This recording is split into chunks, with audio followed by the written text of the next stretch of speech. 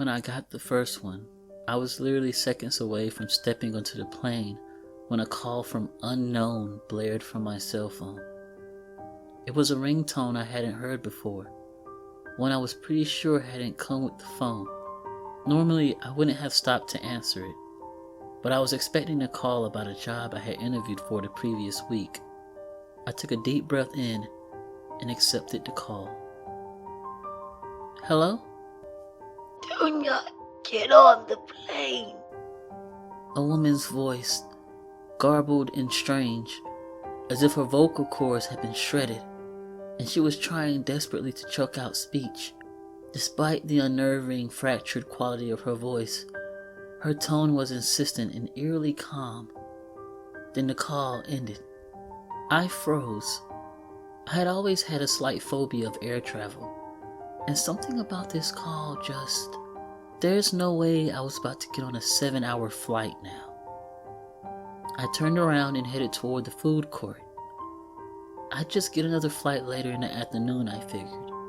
I watched from the airport Starbucks 3 hours later as every TV in the terminal lit up with the crash footage of the plane I should have been on.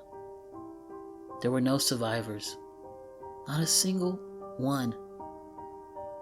I tried to trace the call. So did the police.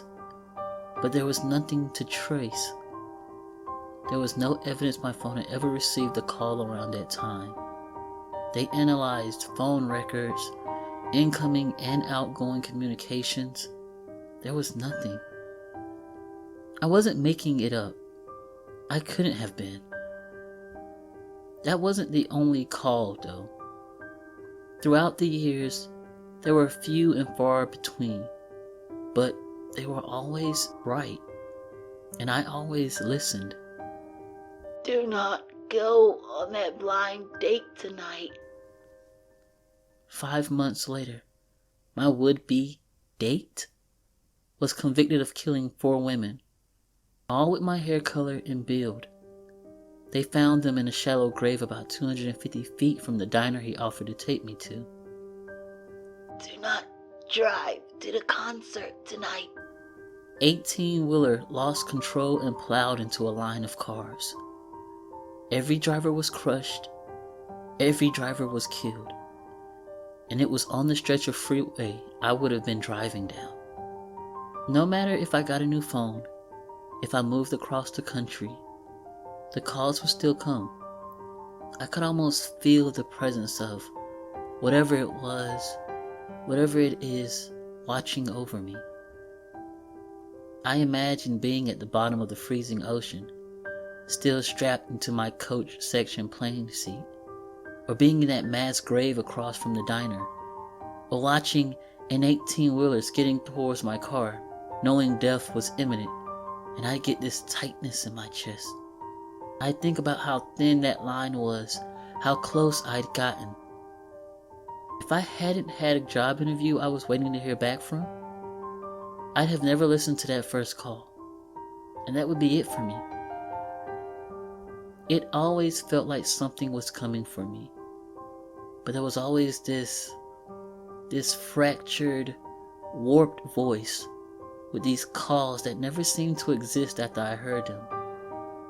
Self-destructing warning signals, rotting away before my eyes. And yet I was alive. I had a bad feeling about this cruise.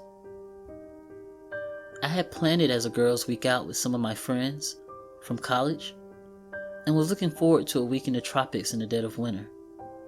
But part of me could almost sense that the call was coming. Maybe I'd watched Titanic one too many times, but there was a little nagging fear from the start. I hoped it would be fine, but I knew that if something was going to happen, I'd get the call. I'd know. Now, a week before I set to go on the cruise, after stepping into my apartment after returning from dinner with a friend, I noticed my cell has a message from unknown. They've never had to leave a message before, but I haven't checked it all night either. Damn it. And I really wanted to go on that cruise too. Oh well. Not worth whatever horrific fate awaited me in that cold, dark ocean. I click play message, and I feel my stomach drop as I listen to the voice, sounding horrifically distorted, as if it emanates from a throat slashed to ribbons, crackling with more urgency than ever before. I look around my apartment as the voice on the phone repeats the same phrase over and over again. Do not come home after dinner tonight. Do not come home after dinner tonight. Do not come home after dinner tonight.